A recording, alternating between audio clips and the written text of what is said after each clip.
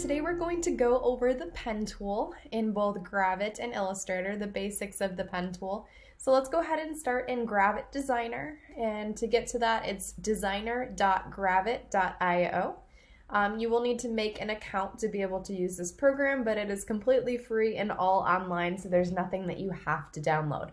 So we're going to open up a brand new document that's 8.5 by 11. Make sure you have it set to inches. It might be on pixels. That's going to be a super teeny tiny document, so double check it's on inches first and click Create. Okay, so at this point we've talked about the basics of the pen tool already, but we haven't used them in the program yet. So let's take a look at what the pen tool looks like here. There's only one option that we have for the pen tool. If you click and let go, it's going to be just like our tutorial that we have been doing. If you get back to the starting point, notice that your mouse is going to turn into a little circle right next to the arrow key. So if I'm right here at the edge, you can see that there's that circle telling me that I'm about to close that path that I've created. When I have a closed path, that gives me the option to not only have the stroke color, which is the color of the outline that I'm drawing with, but also change the fill color. So you can see those two options here. If you double click on them, you can see the whole color palette here. If you use Adobe Color, you can still copy and paste those color codes right in here and use whatever color that you would like to. So just as an example, I can set it to a green fill. And if I want to change the stroke, the other color is down here. They call it the border on this one. And you can change that color as well as the size of the border around the outside. Okay, and that is a basic drawing, no curves yet. If you do want to create curves, it's going to be the same way as we learned in our tutorial. If you click and drag, you're going to be able to create a curve. If you hold down the Alt button or Option button on a MacBook, you can also turn it so it turns back into a straight line to help you with your shapes. If your computer's not letting you do that for whatever reason, it's okay. You can just drop an extra anchor point when you get to that point, and we can always go back and delete those. So any anchor point that I drop that I don't need, if you hover back over the top of it, you'll see that your mouse automatically turns into a little minus sign. And if I click on those anchor points, I can go through and delete any that I don't want. Or the same thing works if I want to add an anchor point. Maybe I missed a point here that I really want. I can click on the path at any point. Notice it turns into the little plus sign, and I can add anchor points as I please. Now, if I want to move any of those anchor points, I can go to my direct selection tool. They say the sub selector in Gravit, it's the white arrow key. And I can click on any of those anchor points and actually pull and manipulate them later. So unlike our practice tutorial where it only let us draw the one line, we can now go back and really perfect our drawing and move everything to where we want it to be with that ease. You can also pull the handlebars to turn it at the exact angle that you're looking for. If I want to move the entire shape, I want to go to the regular selection tool. It's the gray arrow key. And I can move the entire shapes that I have on my board. All right, so now that we know the basics, let's go ahead and do a little exercise here. On Google Classroom, I have a first page document to open up. I already have that saved, so I'm going to open that on the program. So File, Import, Place Image. And I'm going to find that original document. And when I open that up in Gravit, it should be exactly the size of our document and fit on there perfectly. Now, I don't want to end up moving this image around as I'm working. So if you look at your layers palette, just on the opposite side, but it works the same way, we're going to actually lock that layer. So my image layer, I'm going to lock it. And then I'm going to make a brand new layer above it. So click on our new layer button, and I'll work on layer 0. Control plus, Control minus lets you zoom in. It's Command on a Mac. And the first thing that we're going to do is draw this circle. So yes, there are the shape tools, but we want to actually draw this one out using line segments. So using our pen tool, we did this once in our practice, we're going to pull our anchor points as we go around the outside of your circle. Notice it gives you those nice guidelines as you get to the middle points or align with a point, so it makes it nice and easy to connect. Okay, and there I have my circle. If I don't like any of the points, you can go back over and re-pull them to make them a little bit more perfect. But if I did truly want a perfect circle, then I would just go to the shape tool and use the ellipse tool. So here is my circle. I'm going to drag that over to the side, and I want to now add a green stroke around the outside. Well, what if I want to use this exact color green? You absolutely can. So under my border color here, it has a little eyedropper. If I click on that eyedropper and I hover over the color that I want on my page, it will automatically change to that color when you click. And it says it wants it to be a 4-point stroke, so I'll change that to 4 instead. And there we go, having something very similar. I think this one doesn't actually have a fill, so I can turn my fill off just by hitting the visibility on my fill option here. So that's our circle. The second step is going to have us make 2 squares, and then we're going to adjust the opacity of our top square so you can see through to the one below it. So this isn't 1 square, this is showing 2 squares stacked on top of each other. Again, I'm going to grab my pen tool, and I'm going to just trace this one that's already here.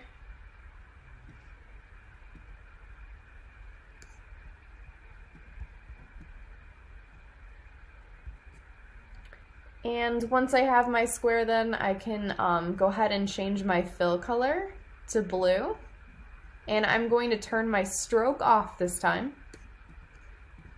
And we know that blue and yellow are going to make this kind of green color. So I'm going to grab this square. I can use my regular selection tool, or they call it pointer in Gravit, and Control-C, Control-V to edit, copy, edit, paste. You can also go up to edit, copy, edit, paste, but shortcut Control-C, Control-V.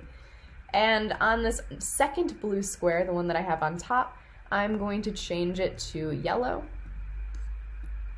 And it says to drop it down to about a 70% opacity. So on my layer right here, I'm going to just change that 100% down to 70. And you can see now that I can actually see through this square to the one below it, like so. All right, the next one, we're going to create another square, and this time we're going to transform it into a triangle. So I'm going to go ahead and trace that square again.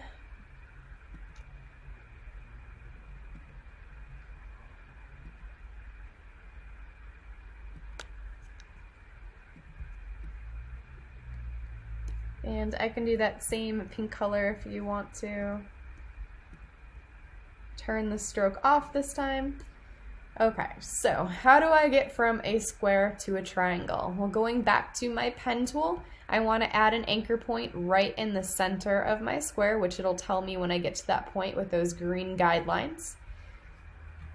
Oh, I actually didn't add it on the path. I clicked a little bit above it. So if you ever make a mistake like that, super easy to fix. It's just Control-Z to step backwards, or you can go to Edit, Step Backwards, Command-Z if you're on a MacBook. But I want to make sure I see that little plus sign first before I click. There we go. Now I'm on the actual path. And I want to delete these 2 anchor points that are on the outside of it. So if I just click on that with my pen tool, while I see the little minus sign, it will remove those extra 2 points. If you ever want to stretch a shape to make it bigger or smaller, if you hold down the Shift key and stretch with only the outside corners of the arrows of the shape, it should stretch proportionately for you. You don't want to stretch from here, otherwise it will stretch it disproportionately. All right, this one's going to get a little bit more complex here. We're going to need a polygon to trace, so I'm going to go ahead and grab a polygon, hold down Shift, and stretch it. Doesn't matter what color it is as long as you can see it to be able to trace over the top of it. Grab my pen tool, and I'm going to do exactly that. As I get to each of those points, I'm just clicking and letting go, getting back to that original point. Okay, and at this point you can delete that original shape. Just hit delete or backspace on your keyboard with it selected. Now that I have my shape, something that I can manipulate and move around, I'm going to grab my pen tool again and drop anchor points as close as I can to the center of each of these line segments. Make sure you get the little pen tool that shows the plus sign.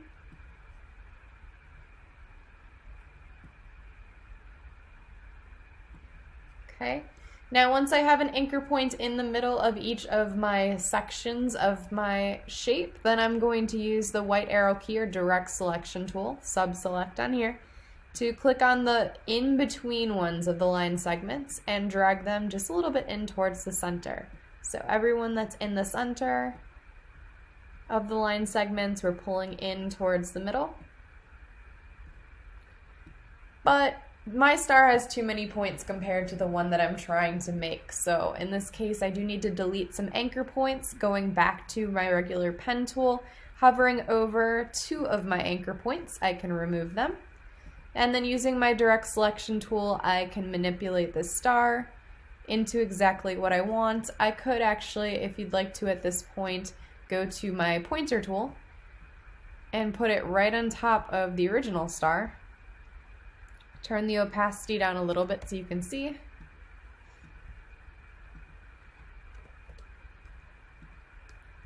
And then use my direct selection tool or sub-select tool to move those anchor points exactly on top of my original star. And I should have exactly the amount of points that I need to make a perfect star, one that I can manipulate and use in my space. Now there is a star tool, so if you were actually making a star, you don't have to draw it this way, but just good practice if you're trying to make a shape. That is one way to do it.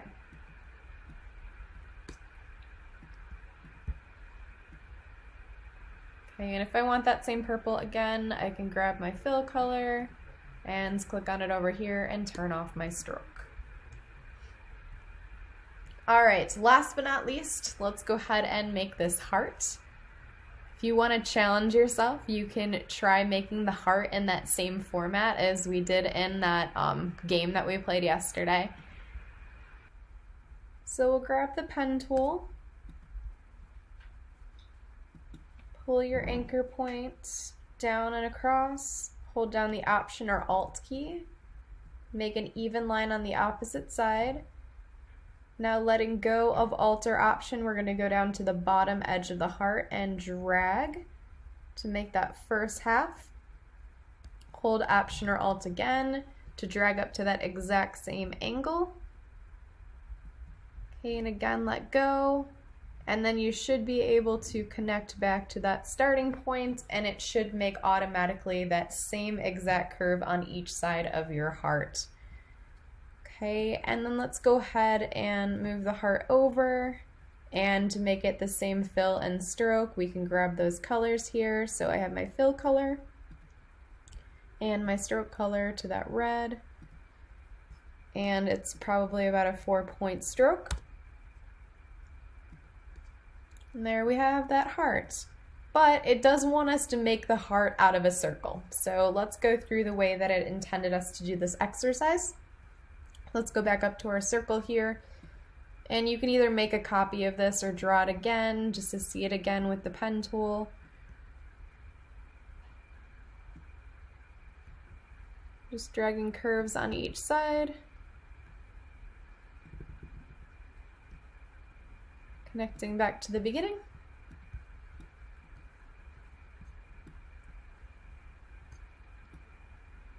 Okay, so how do we go from a circle to a heart? Grab your pen tool, and we're going to add anchor points on the outside upper edges on each of these sides.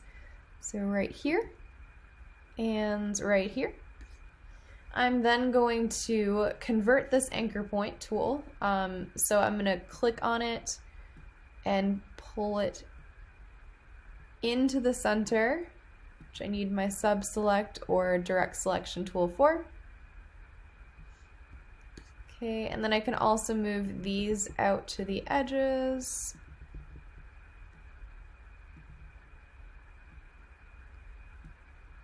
And that one down to the bottom. Well, I don't need these two anchor points anymore, so using my pen tool, I can delete those two anchor points.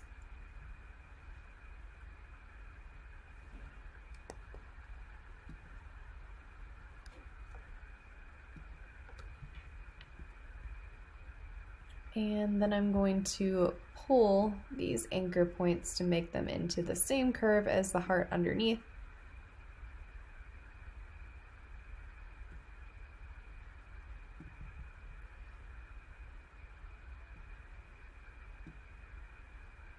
So two different ways to make a heart. This one you definitely get the same curve on both sides.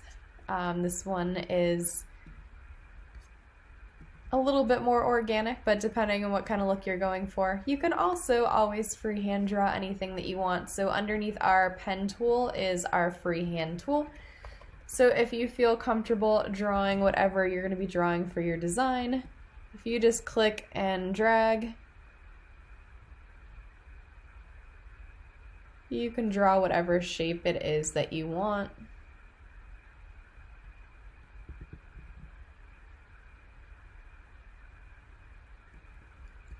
Now let's do the same thing in Adobe Illustrator. So I'm going to open up a new document, again 8.5 by 11 inches,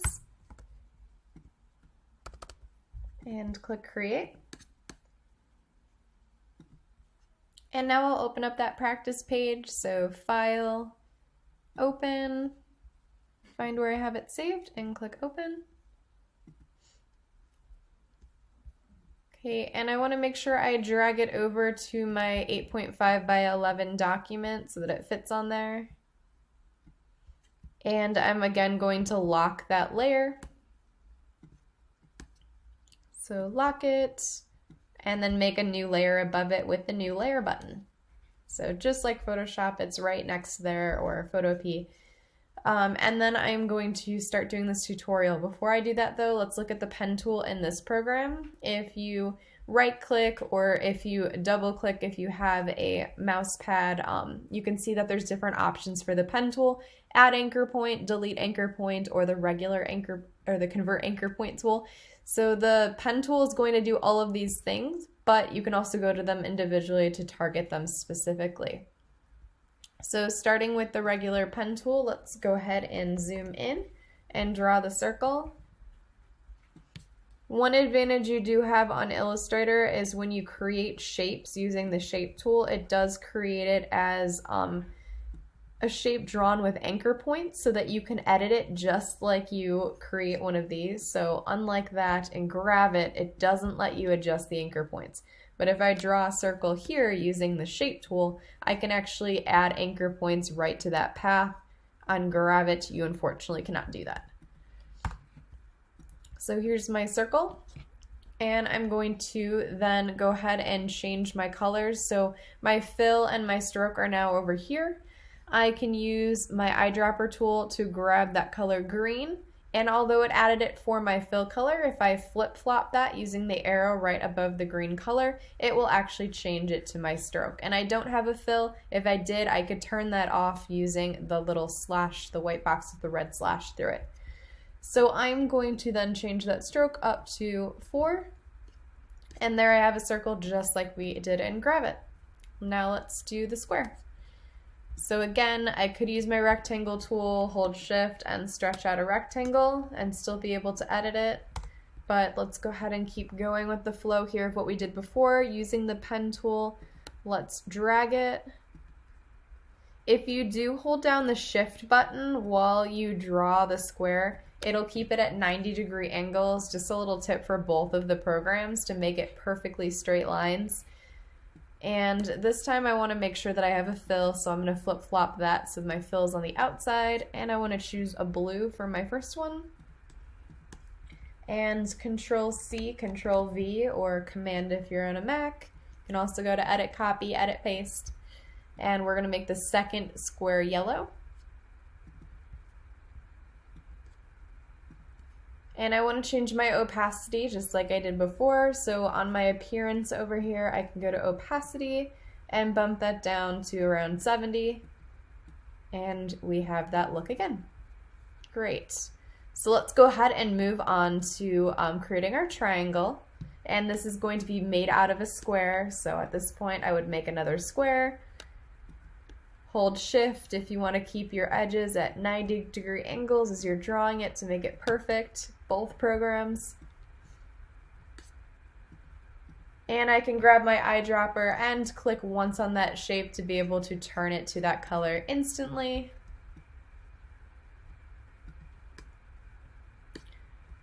Just remember in Gravit we did have to grab the eyedropper first, click on the color, and then you can always get the color code to copy and paste it in whatever your shape. It also works in Illustrator.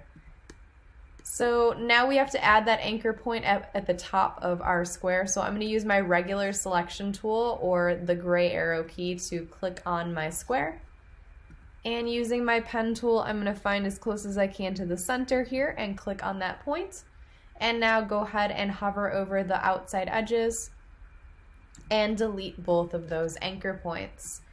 If I grab the regular selection tool again and hold down shift and only stretch from the corner, I can make that triangle larger.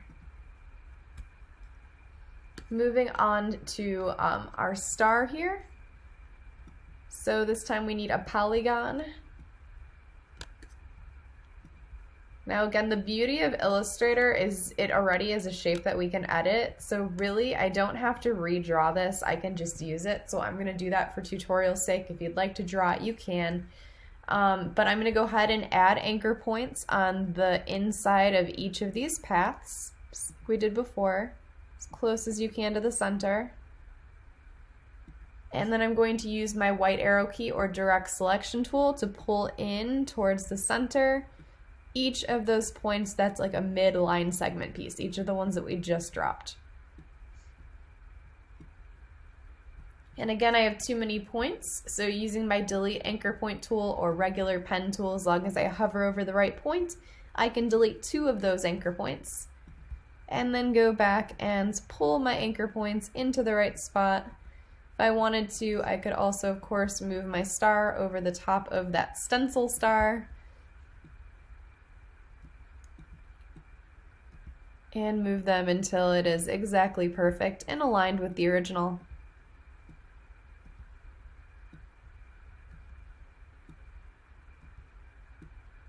Okay, and now let's make the heart. So this time it wants us to make a circle. Again, in Illustrator we can just use the ellipse tool, so this time I will do that instead of drawing one. Feel free to draw one, that will work as well. And I'm going to add an anchor point on both outside edges. And I'm going to use my anchor point tool or convert anchor point tool to go into the center and turn these both into points.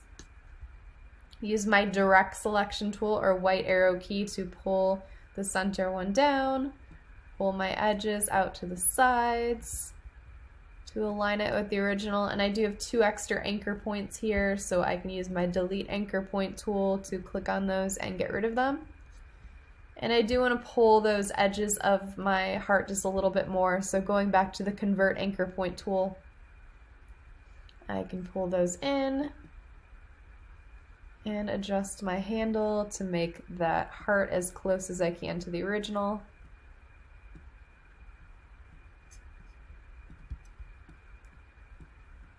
And I can use my eyedropper to grab the same color. If I want that red stroke, I can use the eyedropper to grab that color red, double click on it, grab the color code, so hover over it, select it, Control C. And then if I click on my other heart, grab my stroke color there and Control V or Command V if you're on a Mac to paste it in. I then have that same red and I can make the stroke thicker on the outside.